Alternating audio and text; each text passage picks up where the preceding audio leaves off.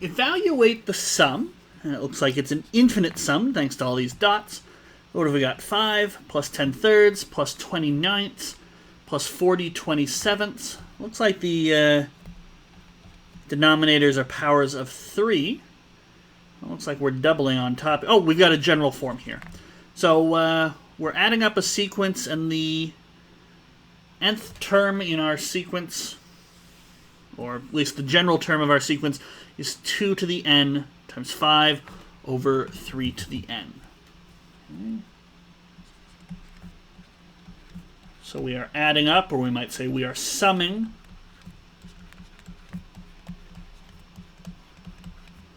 the sequence an is 2 to the n times 5 over 3 to the n. Now we could choose to rewrite that as just bring the 5 out and keep everything together with the n's, or write it as 2/3 to the n. And we might say, oh, this is a geometric sequence, which means our sum, our infinite series, must be a geometric series. Okay.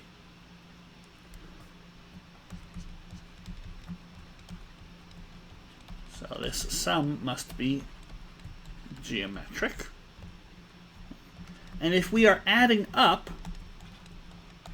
a geometric sequence and it converges, which the language of the question suggests that the series here will converge, there's a formula. If your first term is a and your common ratio, the thing you have to multiply each term by to get to the next term, is r, then the sum here is a over 1 minus r.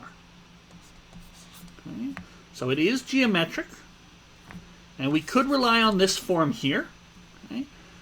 But they don't actually start with a as 1, because if we check, our first term here is 5, and that comes with n equals 0. So I guess we're adding up an infinite sequence that starts with index 0, and that's perfectly fine.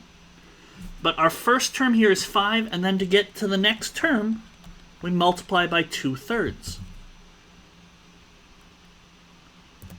Okay, so we've got 5 plus 10/3 plus 29ths, 40 27ths. We can keep going. 80 81sts, 160 240 I mean, I could keep going because I know a lot of powers of 2 and 3, just out of experience. But my point here is our first term is 5. We can see that the way it was written out. We don't have to play around with the general formula for an. First term is 5, and we can see the common ratio is 2/3. So this sum, it will converge because the r value is between -1 and 1. Okay. So this converges to a over 1 minus r.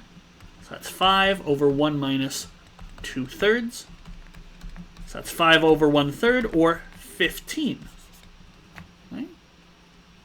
So what we've got here, this infinite sum, is just a really fancy way of writing out the number 15. Well, there we go.